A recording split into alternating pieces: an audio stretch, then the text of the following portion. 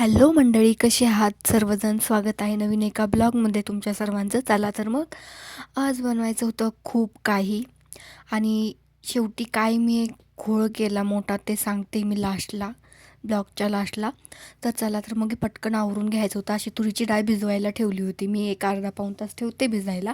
तुरीचं आणि मुगाचं वरण बनवायचं होतं. असं भिजवून ठेवली ना डाळ की ते काय बोलतात, ते आपल्याला जर पित्त किंवा हे असेल ना तर होत नाही.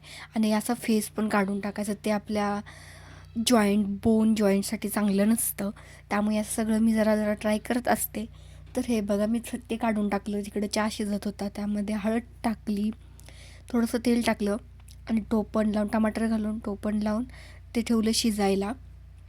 डाळ शिजून झाली, बाजूला केली, चहा घेतला आणि त्यानंतर वांग्याची भाजी बनवायची होती. तुम्हाला दाखवलं मी मसाला, मी तसा मसाला बनवून ठेवत असते. कमीत कमी 10-12 दिवसासाठी तो मसाला जातो. त्यामुळे हे बघा, मी परत कढईमध्ये तेल टाकलं, जिरं मोहरीची फोडणी टाकली, कांदा छानसा भाजून घेतला, व्यवस्थित असा भाजून घ्यायचा हलकासा मऊ पडेपर्यंत, आणि त्यामध्ये टमाटर टाकायचं. आणि टमाटर टाकल्यानंतर लगेच मीठ टाकायचं.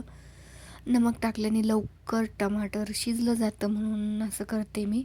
मीठ टाकायचं, सगळं हलवून घ्यायचं. एकसारखं झालं की त्यात हळद टाकायची, थोडं खोबरं आपण बारीक केलं, थोडं खोबरं, तीळ, जिरं ते टाकायचं. लसूण पण त्यात घातला होता वाटतं, घालते मी जरवे लसूण त्याच्यामध्ये. तर हे सगळं टाकून मिक्स करायचं छान असं. त्यानंतर थोडंसं बेसनचं पीठ हे टाकायचं.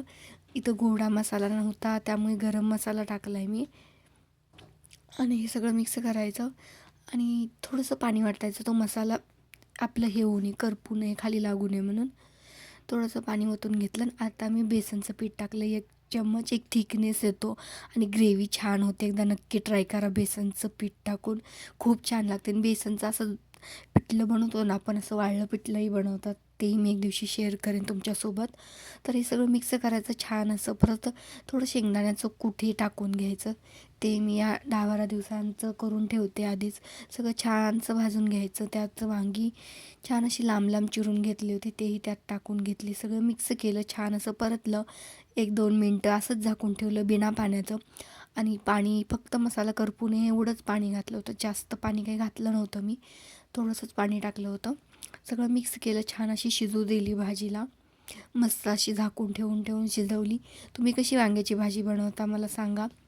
आमच्याकडे असे साधे आणि सिंपल पद्धतीने बनवले जातात. तर कसे वाटतात मग गावाकडचे ब्लॉग्स, तेही मला कमेंट करून सांगा.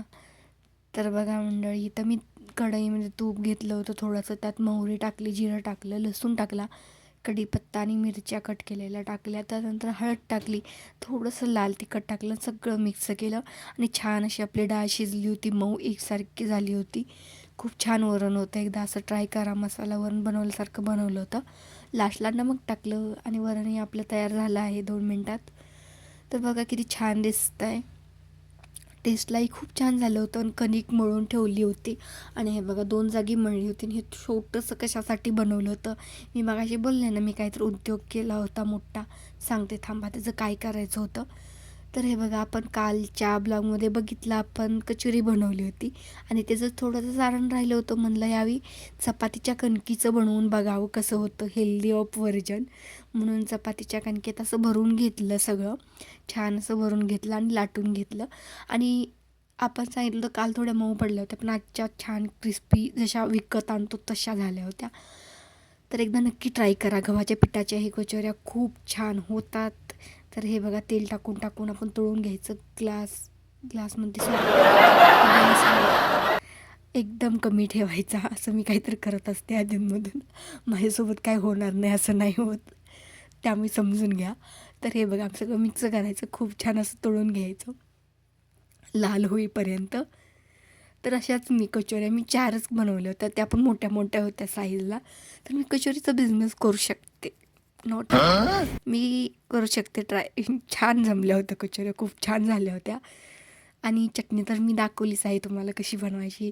तर मस्तपैकी कचोरी फोडायची, त्यामध्ये चटणी टाकायची, थोडंसं कांदा बारीक कट केलेला, आणि हे टाकायचं, शेव टाकायची. अशी छानशी कचोरी. छानसा पाऊस पडतो आहे बाहेर, आमच्याकडे नुसतं आभाळच येते, पाऊस काही पडत नाही.